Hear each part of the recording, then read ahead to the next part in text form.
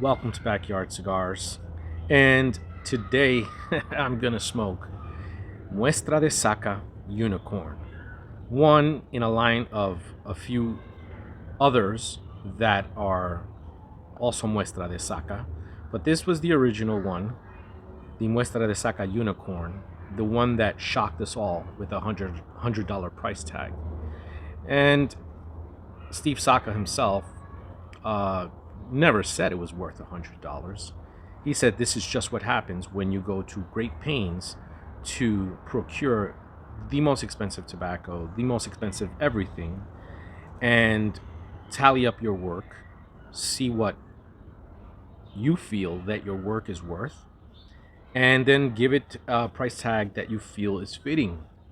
But again, even despite all of that, we equate the worth of a cigar with just how good it is, not necessarily just the work that was put into it, although we are aware that extended aging and certain tobaccos will drive the price up. We don't usually see $100 cigar unless it's an Opus X or some sort of Bejique or, you know, something like that. But here, Steve Saka decided that we were going to see it in this cigar, which is cloaked with a Connecticut broadleaf wrapper and Nicaraguan binder and filler. Now, I will say this: Bob the Cigar Guy did this video about 5 years ago. And I personally believe that it is the best video review of this particular cigar. Not to mention that Bob the Cigar Guy is a wonderful individual to watch and follow. And I would gladly add the link to his video if the rules permitted me to. But I will make a note out of it. I'll make a note of it in the description so that you should check it out and really look at it, because I think that no matter how good this review here goes today, for me, this is just my opinion. Bob the Cigar Guy nailed it, and it was just thoroughly enjoyable. I don't think I'll be as entertaining as Bob, but nonetheless, I'll give it my shot. And in a lot like Bob, I do feel like that, I'm might get a little nervous, or I feel like that anxiety building up because it's such an expensive cigar, and you do want to get it right, and you do want to present it correctly.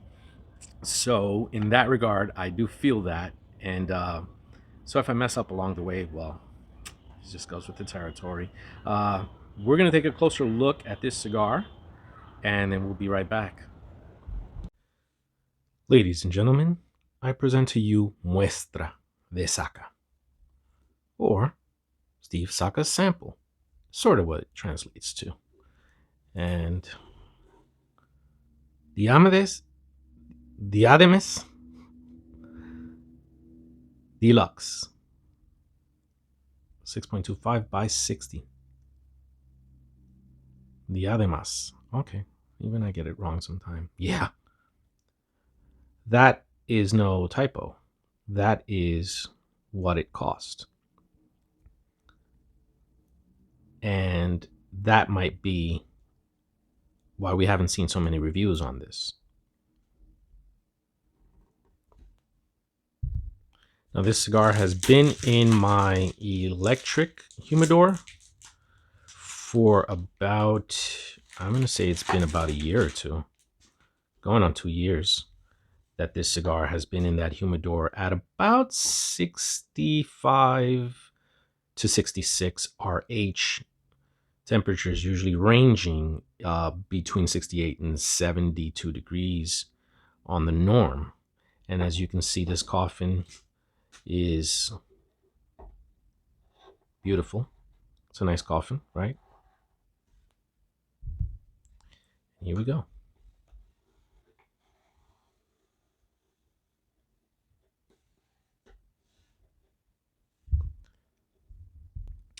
Inner cellophane, despite being in a coffin, which is not uncommon.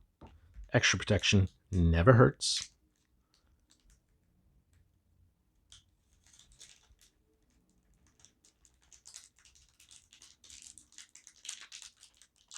Gently squeeze this out.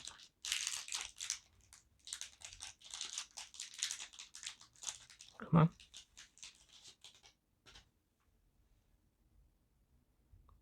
When you take a closer look at it, this Connecticut broadleaf wrapper is practically immaculate. It still has that, you know, feel to it, that broadleaf feel to it, but it's just a bit smoother.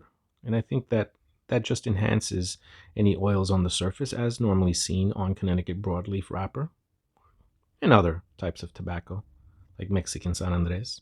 But generally, a toothy wrapper, you will see some toothiness to it, but not like your typical broadleaf wrapper. And it isn't perfect, but it isn't supposed to be. At least not in the sense that broadleaf wrappers are usually not perfect. There you go. That's a decent enough shot of the foot.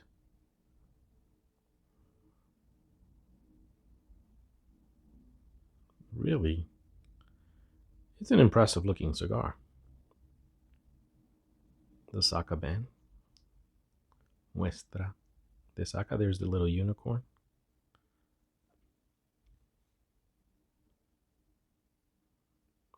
It's worthy of looking at. I mean, when you've got $100 cigar, why not? Check it out. I mean, just really marvel in the beauty of said cigar because it is really a beautiful cigar.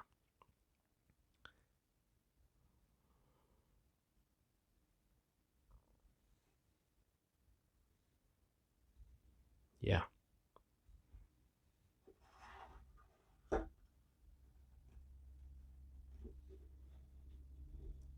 Ladies and gentlemen, that has been the close-up of the Steve Saka Unicorn cigar. Muestra de Saka Unicorn. Now, I also, like Bob, the cigar guy, thought about dressing up for the video because while you're smoking a $100 cigar, you should look the part. You should probably be in a fancier place. I totally understood that. I felt the same way.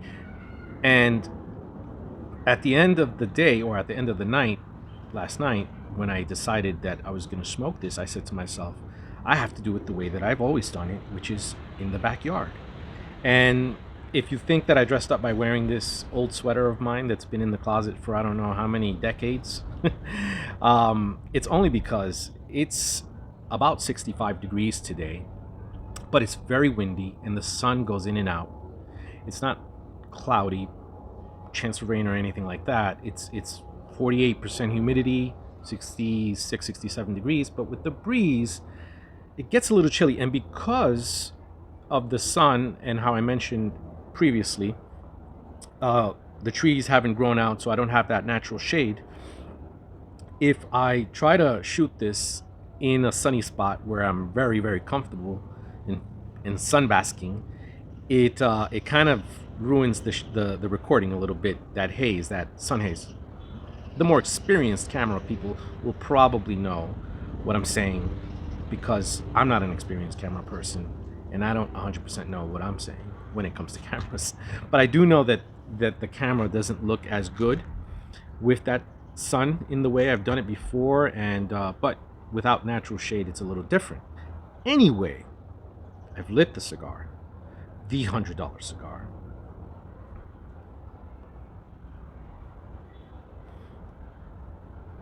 And so Steve Saka, the story's been told quite a number of times, sifted through 6,000 pounds of broadleaf tobacco and Nicaraguan tobacco, and he came out using only 1 to 2% or 100 something pounds of the tobacco that he decided would be best for this line of cigars. And it was really something that he when he told the story, he said, I didn't know if I was gonna sell them all or if I was gonna smoke them all. And actually, he made, of the original batch, he made 1,000, but only about 950 something made it to retailers because they smoked some, or he smoked them. And but now it's a regular production cigar. You can still find these. If you go on Corona Cigar, you'll find them. Other places sell them, but they're out of stock right now. But they're available along with the others in the series. whether or not you want to pay $100 for this cigar, again, it's completely up to you. But I bought it. I got it on a small discount, so I probably didn't pay 100 for it, maybe 90. I know it's $10 difference, but that $10 allowed me to buy another cigar, or actually cover the shipping.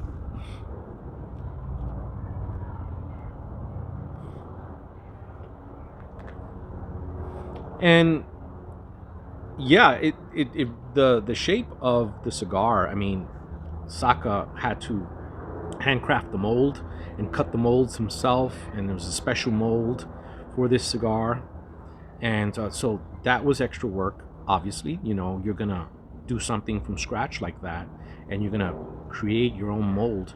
It's gonna be pricey, and the effort that he made obviously increased the cost of his overall production. So it looks to me like a perfecto. It looks to me like a cartoon perfecto. I'm thinking Daffy Duck, or not Daffy Duck, or you know, one of those characters on the Hanna-Barbera or WB.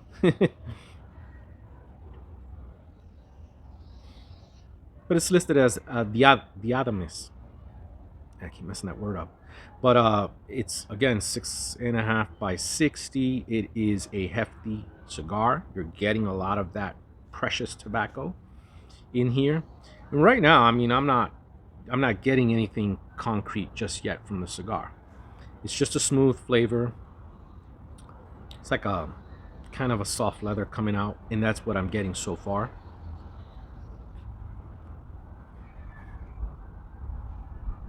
But we're gonna work on this, and we're gonna see. Now, I chose to just go with a flat cut here at an angle, and that was my choice. That's really all it is. Choice in how you cut this cigar, whether it's 100 or $10. It's your choice.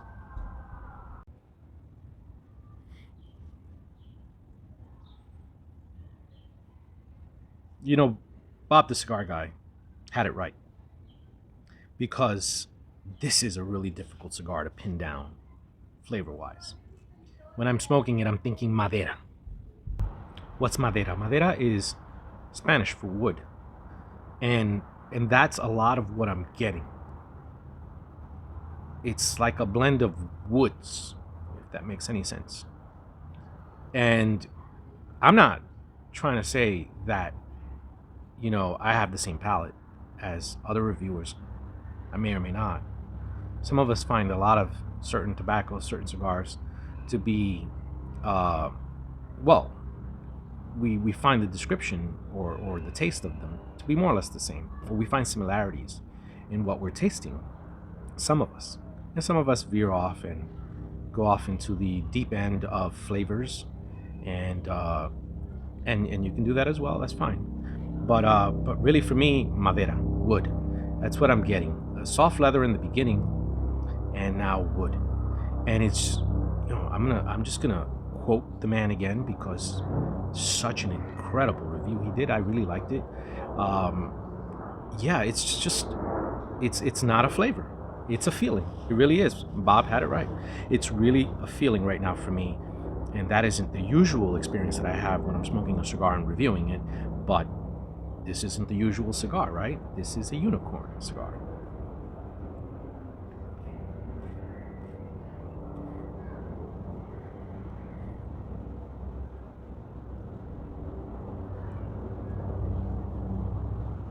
No, the aroma's good. It smells really good. It's a very windy day today. I do have 10 to 12 mile per hour gusts occasionally, an overall consistent breeze of about 7-8 miles per hour. Why do I say that? Because that can sometimes affect your burn line depending on the cigar, and also can make you feel a little chillier. Dust the sweater.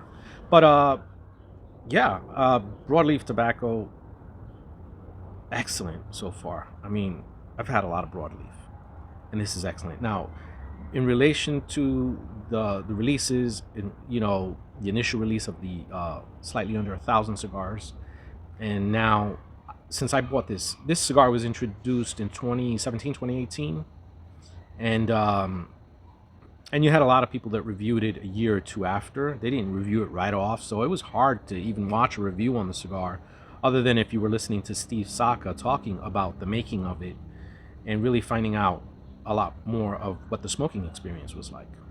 And but we all had this in our mind that it must be good. I mean, it's Steve Saka, and he knows what he's doing, and he's put out a lot of excellent cigars. So I don't think he's gonna like pull one over on us and make us pay for something when it's not good, regardless of what you think it's worth. But yeah, I had that in my mind, and knowing that it was released then, but this isn't from that original batch, I thought to myself, how could that have affected? But then I thought to myself, this is Steve Saka, right? He's gonna try. He's not gonna try. He's gonna get it right. And so I had that confidence in the maker of the cigar, in the blender. And so far, I mean, just from what I'm getting, I don't think that there's. I mean, I didn't try the original batch, obviously, but from the descriptions and from what I've read and so forth, I don't think it's much different.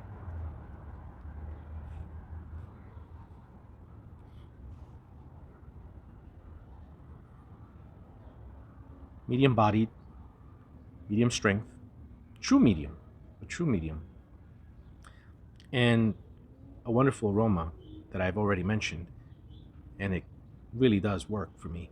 But I do have to really concentrate on this one. I really do. I just can't pin it down right now. So at that 1 inch mark, and it's just exploding with flavor right now, and it's just becoming more robust, and it's really tasty. I mean, it's a really good tasting cigar. What those flavors are exactly, it's hard to pin down again, but I'll try. It's not Cubanesque, nor is it supposed to be.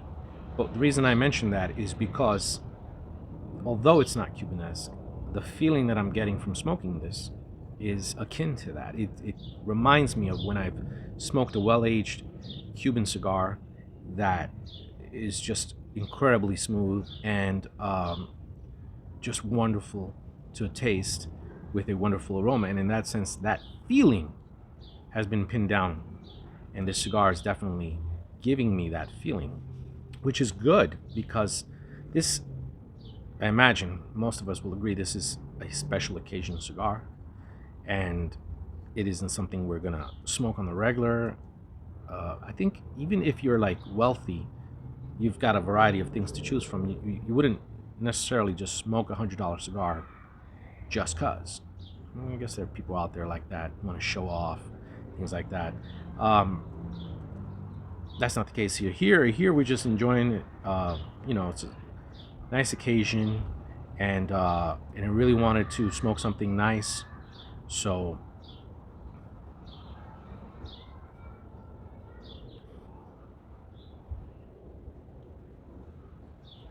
cedar, mild coffee hints. Yeah.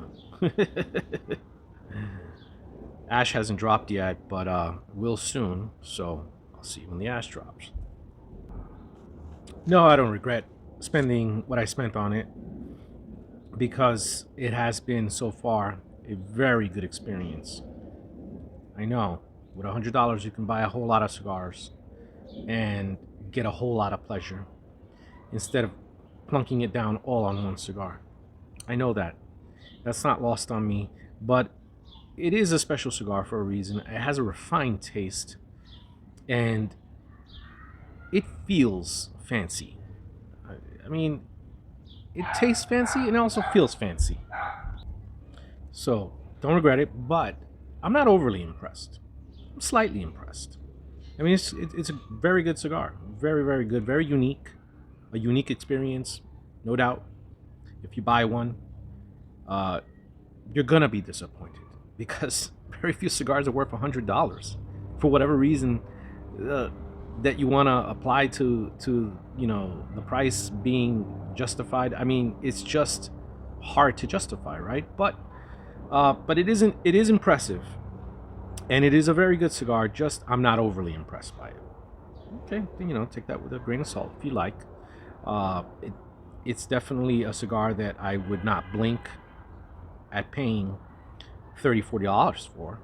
And in saying that, I'm probably echoing what a lot of people feel in regards to price, value, and things like that. But um, yeah, I mean, this kind of reminds me a little bit about a bourbon company that I didn't have dealings with them, but we had some communication with the people behind this bourbon, and their main goal was to try and see what they could do in order to make the most expensive bourbon possible. In other words, every ingredient that they were sourcing, that they were procuring, was top of the line and really unnecessary, because you didn't have to go to the top grade for all of the ingredients. But in their minds, their goal was to create, let's see how expensive a bourbon we can make. They had some shortcomings along the way, but they did manage to make something extremely unique and very memorable. Not for everybody's palate, but very memorable. Instead of using your regular grade of corn, they actually used a food grade corn to drive up the cost. And it was just an experiment, right? They were trying to make a very expensive bourbon. What happens if we throw cost out of the window and just try to make a very expensive bourbon? And so anyway, you know, you came out with like a $90 bourbon. When you were done with it, it was a $100 bourbon, and a lot of people kind of balked at that. It didn't have much of an age statement. It didn't have any age statement, actually. It was just a blend of wonderful ingredients. And eventually, I got a chance to drink a lot of that bourbon, and I loved it. And I still remember it to this day. And I won't necessarily go hunting for it, or try to buy this bourbon, but whenever I think about it, it stands out. And I've had hundreds and hundreds of bourbons, and all kinds, right? I mean, American whiskeys, all kinds, and it's just a drink that I remember. And I think, in the same regard, I think this will be the same with this cigar. I'll remember this one for a long time. I really believe that the majesty of this cigar really lights up and shines in the final third. I think you get a great taste of tobacco flavor and how wonderful the blend is from the very beginning. But I think once it starts to develop later in that first third, and it really ramps up by the second, you start to really experience the feel of the cigar, right? The feel of the cigar is just refinement. If you're an individual, a cigar aficionado, that is a tobacco geek, that is into maybe even rolling your own cigars and buying your own tobacco for that purpose, or you just happen to have that type of knowledge and experience and palate experience, where you can pick up these subtle flavors and just how the blend works magic, then this is definitely a cigar for you, because you're going to appreciate it. Number one, you may appreciate it more than the average Joe. You may, right? You may take into account the labor and the extensive sifting of tobaccos. You may take that into account, and that will also play in your head, because you know things, right? You're aware of the broadleaf and what it's like, and just the different things that you taste from a broadleaf wrapper, and the great Nicaraguan tobaccos. And when you have that type of experience, I think it allows you to appreciate it just a little bit better. But make no mistake about it, this can be enjoyed by anyone, beginner, aficionado, whatever. It's really not that type of cigar that is just only for aficionados, only for experts. But I would say that with added experience, obviously, you come to know certain things about what to expect in a cigar like this. So in that regard, yeah, this is really nice. This is really nice.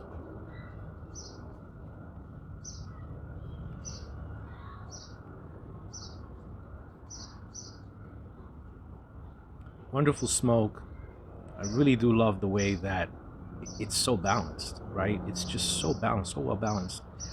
Nothing sticks out. Nothing rears its head. Nothing is out of sync. It's just very in sync. This cigar just gets tastier with each and every puff. Really, really delicious. Ladies and gentlemen, this has been a really special experience. It has been a very unique cigar. It's lived up to the name Unicorn. I just feel that for me, this has been an amazing stick. While it was hard to pin down the flavors, this has just been a very woodsy cigar. Cedar, the soft leather, cocoa, bits of coffee, extremely flavorful and very refined once again. So I think for me, this is a cigar that will be remembered, and I'm just happy I got a chance to try this, and as well as share this in a review with you. And that's where I'm at. I know it looks like there's a lot of cigar left here, okay, but after about another half inch or so, I'm in upstate, and I'll add anything in the notes if I pick up anything extra that comes up. But it's just been very consistent from start to finish now, and I haven't had one issue with burn line, just in case you're wondering. I haven't had to touch it up. I haven't even had to think about it, and the aroma has just been great. So that has been an added plus despite the wind. And I just want to thank you all for watching this episode of Backyard Cigars. Until next time.